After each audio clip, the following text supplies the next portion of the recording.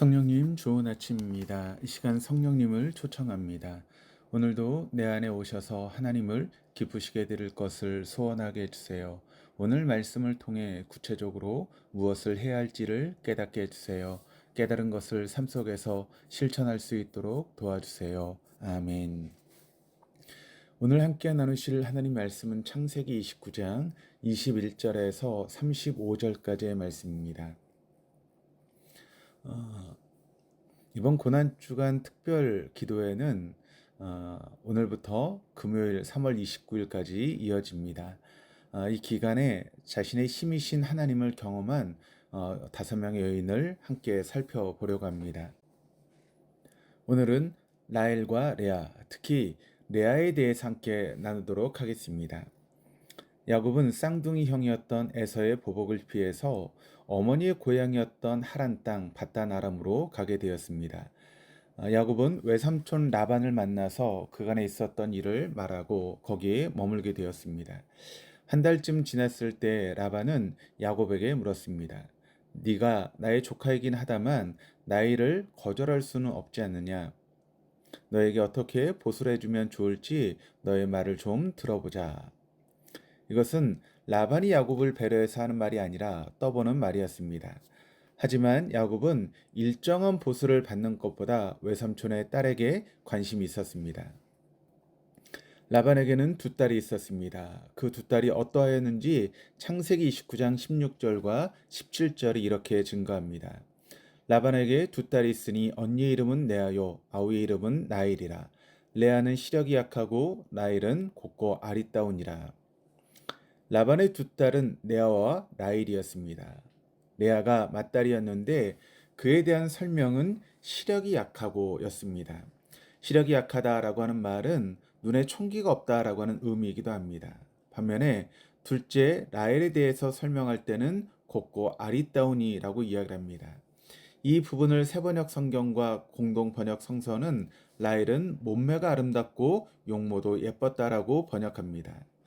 그러니까 히브리어에서는 무엇을 강조할 때 같은 말을 같은 단어를 두 번 반복해서 사용합니다. 그러니까 라헬은 곱고 아리따웠다라고 하는 이 말을 그대로 번역하면 라헬은 아름답고 아름다웠다라고 하는 이야기입니다. 그러니까 라헬의 아름다움을 강조하기 위해서 쓰고 있는 그런 말입니다. 야곱의 마음은 라헬을 향했습니다. 그 당시에 결혼하려면 남자는 반드시 지참금이 있어야 했는데 야곱은 지참금이 없었죠. 대신에 7년 동안 무보수로 일하겠다라고 약속합니다.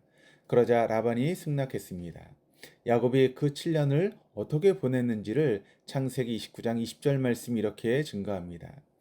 야곱이 라헬을 위하여 7년 동안 라반을 섬겼으나 그를 사랑하는 까닭에 7년을 며칠같이 여겼더라. 여기 섬기다라고 하는 이 단어는 종이 주인을 위하여 일을 할 때 쓰는 단어입니다. 야곱은 전심을 다해서 일을 했다라고 하는 것입니다. 야곱에게는 라헬을 기다리는 시간이 7년이 7일 같았다라고 하는 것입니다.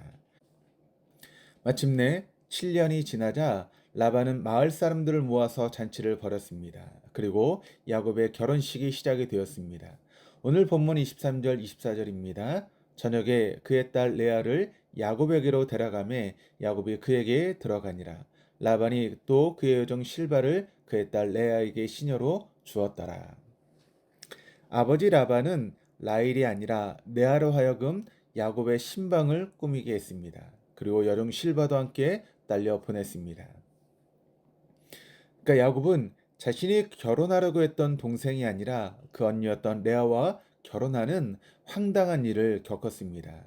다음날 아침 항의하는 야곱에게 라반은 이 마을 풍습이 언니가 먼저 결혼해야 동생도 결혼할 수 있다는 말로 둘러대었습니다.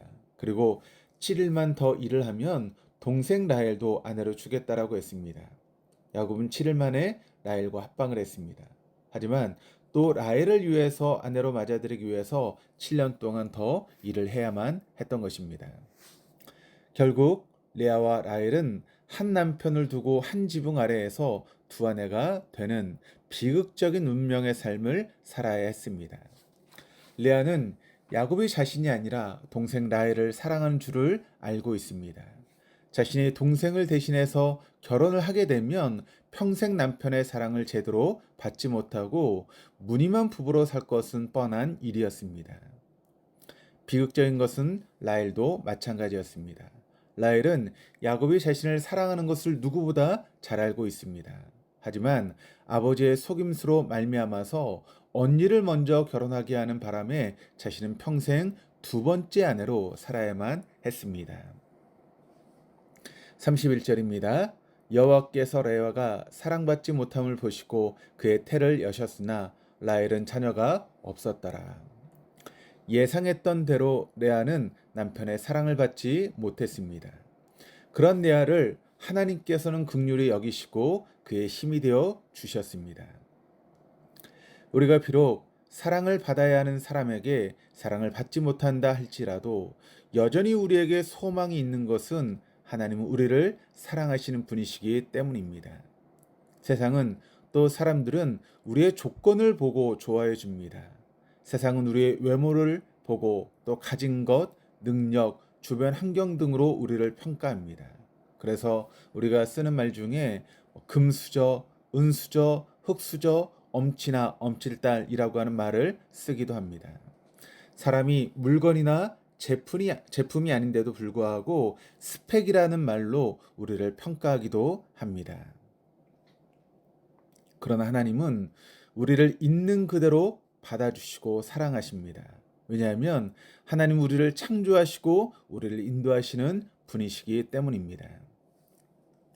하나님께서는 레아로 하여금 내 아들을 연이어 낳게 해주셨습니다. 레아의 첫 번째 아들의 이름은 루벤이었습니다. 그 이름의 뜻은 보라, 아들이라 라고 하는 뜻이고 둘째는 시몬입니다. 그 뜻은 들으심이라고 하는 뜻입니다. 셋째 아들의 이름은 레위였습니다. 그 뜻은 연합함입니다. 네 번째 이름은 유다였습니다. 그리고 그 뜻은 찬송함입니다. 레아는 넷째를 낳고서 이렇게 고백합니다. 내가 이제는 여호와를 찬송하리로다. 이전까지 레아는 남편의 사랑을 받기 위해서 몸부림을 쳤습니다. 그런 과정에서 그가 깊이 깨달은 것이 있었습니다. 이제는 그의 시선이 바뀌었습니다. 야곱은 여전히 레아를 사랑하지 않았습니다. 남편은 라헬만을 바라보고 있습니다. 레아는 네 아들을 낳으면서 자신을 향하신 하나님의 보이지 않는 손길, 그렇지만 아주 또렷하게 확인할 수 있는 하나님의 손길과 하나님의 신비한 섭리, 자신을 사랑하시는 하나님의 은총을 확인할 수 있었습니다. 그래서 넷째를 낳고서 자신의 힘이 되시는 하나님, 자신에게 은혜를 베푸신 하나님을 찬양하지 않을 수 없었습니다. 그래서 그 아들의 이름을 유다, 찬양함이라고 지었습니다. 레아는 남편과 비교될 수 없을 정도로 크신 하나님을 발견하고 그 하나님에 대해서 신앙 고백을 하고 있는 것입니다. 라헬은 언니 레아가 아들을 4명이나 낳는 것을 보고 견딜 수가 없었습니다. 그래서 라헬은 인간적인 방법을 쓰기 시작했는데 이 고대 중동에서는 여주인이 자식을 낳지 못할 때 그 여주인을 모시고 있는 여종이 그 여주인을 대신해서 남자 주인과 동침하여 자녀를 낳아서 여주인에게 돌리는 관습이 있었습니다. 하지만 그러한 일은 전능하신 하나님을 믿는 가정에서 행해질 수 있는 일은 아니었습니다. 그렇지만 라헬은 그 관습을 그대로 받아들여서 자신의 몸종 비라를 남편에게 들어가게 하여서 두 아들을 낳게 합니다. 첫째 이름이 단이었는데 그 뜻이 억울함을 푸심입니다. 둘째 이름이 납달리인데 그 뜻이 경쟁함입니다. 레아는 동생 라헬이 동생의 몸종 비라를 통해서 두 아들을 낳게 하는 것을 보고 자신의 몸종이었던 실바도 남편 야곱의 방에 들어가게 했습니다. 라헬의 이런 행동은 정말 이해가 되지 않는 그런 행동인데 그런 행동을 하고 있는 것입니다. 그래서 실바를 통해서 두 아들을 얻었는데 갓, 복된과 아셀, 기쁨입니다. 하나님께서는 그 이후에 레아에게 다시 두 아들 이사갈과 그리고 스불론을 주셨습니다. 두 아들뿐만 아니라 딸 디나까지 주셨습니다. 마침내 하나님께서는 라헬의 태도 열어주셨습니다. 그렇게 하여 난 아들이 요셉입니다. 요셉의 뜻은 더함이라고 하는 그런 뜻입니다. 라헬은 아들을 낳음으로 하나님께서 자신의 부끄러움을 씻어주셨다라고 고백합니다. 이제 야곱은 밧단 아람의 삶을 정리하고 자신의 고향으로 돌아가게 됩니다. 돌아오는 길에 라헬은 에브라 근처에서 둘째 아들을 출산하게 되었는데 난산이었습니다. 그리고 그 아들을 낳다 라헬은 죽었습니다. 라헬은 야곱의 사랑을 한 몸에 받았습니다. 그래서 자식을 얻기를 원했습니다. 하지만 그 아들은 남편과 영원히 이별하는 원인이 되어버리고 말았습니다. 그리고 레아와 라헬의 출산 경쟁은 라헬이 죽고 나서야 끝이 났습니다. 야곱이 20년간의 하란 땅 밧담 아람에서의 삶을 청산하고 고향으로 돌아오게 되었습니다. 그런데 아직 20년 전의 문제가 청산되지 못한 상태로 있었습니다. 야곱은 아버지 이삭과 형 에서를 속이고 형이 받아야 될 장자의 축복권을 가로챘기 때문에 형의 분노가 극에 달했습니다. 그래서 형의 분노가 가라앉을 때까지 잠시 피하려고 아람으로 갔던 것이 20년의 세월이 흐르게 된 것입니다. 이제 곧 형을 만나야 되는데 걱정이 태산 같았습니다. 형 에서가 400명의 군인을 거느리고 오고 있다라고 하는 소식을 들었습니다. 만약 형이 자신을 공격한다면 온 가족이 몰살당할 것은 뻔한 일이었습니다. 그래서 야곱은 가족들을 세 그룹으로 나누었습니다. 맨 앞에는 두 여종 비라와 실바 그리고 그 자식들, 그러니까 단, 납달리, 갓, 아셀을 세웠고 그 다음에 레아와 그 자식들, 그러니까 루벤, 시므온, 레위, 유다, 이사갈, 스불론 그리고 디나를 세우고 맨 뒤에 라헬과 요셉을 세웠습니다. 야곱이 라헬과 요셉을 가장 뒤에 배치한 것은 레아보다 라헬을 더 사랑하였기 때문입니다. 야곱은 라헬을 사랑했을 뿐만 아니라 그의 아들 요셉까지 편애했습니다. 이처럼 야곱은 오직 라헬만을 사랑했습니다. 이후에 레아가 어떻게 되었는지 성경은 더 이상 말하지 않습니다. 하지만 야곱이 애굽에서 마지막 숨을 내어쉴 때 이렇게 유언을 남기는데 창세기 49장 29절에서 31절이 이러합니다. 그가 그들에게 명하여 이르되 내가 내 조상들에게로 돌아가니니 나를 햇사람 에브론 밭에 있는 굴에 우리 선조와 함께 장사하라. 이 굴은 가나안 땅 마므레 앞 막벨라 밭에 있는 것이라. 아브라함이 햇사람 에브론에게서 밭과 함께 사서 그의 매장지를 삼았으므로 아브라함과 그의 아내 사라가 거기에 장사되었고 이삭과 그의 아내 리브가도 거기에 장사되었으며 나도 레아를 그곳에 장사하였노라. 야곱은 마지막 숨을 몰아쉬며 내가 그토록 사랑했던 라헬을 에브라 즉 베들레헴 길가에 매장했는데 나를 거기에 매장해 달라고 유언을 남기지 않았습니다. 내가 레아를 가족묘인 막벨라 굴에 매장을 했는데 거기에 나를 매장해 달라고 유언하고 있습니다. 거기에는 할아버지인 아브람과 사라 부부, 또 아버지인 이삭과 리브가 부부, 그리고 레아가 매장되어 있는 곳이었습니다. 야곱은 자신의 라헬을 사랑했지만 하나님께서 자신에게 첫 아내로 준 사람은 라헬이 아니라 레아였음을 고백하고 있는 것입니다. 레아는 겉으로는 평범한 삶을 사는 것처럼 보였을지라도 그 마음은 한없이 굴곡진 삶을 살았습니다. 라헬은 빼어난 미모를 가지고 태어났고 남편의 사랑을 받았지만 그의 삶은 끊임없는 불평의 연속이었습니다. 하지만 레아는 시력도 약하고 즉 총명함도 없고 남편의 사랑을 깊이 받지도 못했습니다. 하지만 그가 넷째 아들을 낳고 그 이름을 유다, 찬송함이라고 지었습니다. 바로 그의 시선을 하나님께로 향한 것입니다. 하나님께서는 레아의 네 번째 아들 유다의 후손으로 다윗 왕이 태어나게 하시고 무엇보다도 예수 그리스도 우리 주님이 그의 후손으로 오셨습니다. 사랑하는 교우님들의 삶 가운데 레아처럼 태어날 때부터 다른 사람들보다 덜 가진 것이 있으십니까? 또 다른 사람보다 부유하지 못한 가정에서 태어나셨습니까? 신체적으로 다른 사람보다 못하다라고 여겨지십니까? 또 다른 사람보다 총명함이 부족해서 아무리 노력해도 부족하게만 여겨지십니까?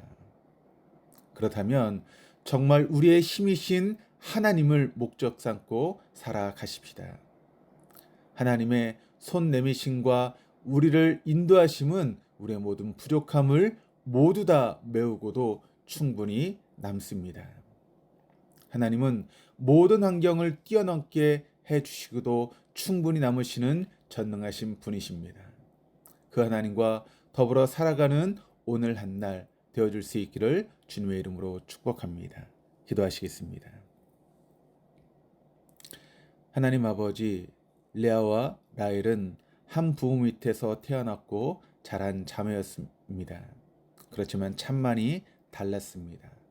라헬은 참 곱고 아름다웠지만 레아는 그렇지 못했습니다. 그에게는 총명함도 없었습니다. 또한 라헬은 자기와 결혼하기 위해서 7년을 며칠처럼 여기며 일했던 야곱의 사랑을 받았지만 라헬에게는 그런 사랑이 없었습니다. 또한 레아는 자기가 사랑해서 또는 자기를 사랑해서 야곱의 방에 들어갔던 것이 아니라 아버지 라반의 속임으로 야곱과 결혼하게 되었고 남편을 동생과 나누어야만 했습니다. 레아는 루벤, 시므온, 레위, 유다를 차례대로 낳았지만 남편은 자기를 사랑하지 않았습니다. 하지만 그랬기 때문에 레아는 하나님과 연합하고 하나님을 찬양하며 자신에게 힘이 되신 하나님을 바라볼 수 있었습니다. 하나님께서 그런 레아를 기억해 주시고 레아의 아들 유다의 후손으로 다시 태어나게 하셨을 뿐만 아니라 우리 주님 예수 그리스도도 유다의 후손으로 오셨습니다. 하나님 아버지, 우리도 우리의 삶을 돌아보면 부족하고 연약한 것 투성입니다. 우리는 부족하고 연약한 것 때문에 하나님께 불평도하기도 하고 세상을 향해 불공평하다고 원망을 쏟아내기도 했습니다. 그러나 우리의 부족함과 연약함은 우리의 힘이신 하나님을 발견하고 하나님의 은총의 통로가 될 수 있음에도 그것을 많이 망각했습니다. 바라옵나니 이후에 우리의 삶은 우리에게 있는 부족함과 연약함은 우리의 걸림돌이 아니라 하나님의 은혜를 확인하는 징검다리가 되게 하시고 우리의 삶과 믿음이 성숙하게 하는 디딤돌이 되게 하여 주시옵소서. 우리의 남은 생의 첫날인 오늘을 하나님의 힘으로 하나님을 우리의 힘으로 삼고 살아가는 은총의 한날이 되게 하여 주시옵소서. 감사드리며 예수 그리스도 이름으로 기도드립니다. 아멘.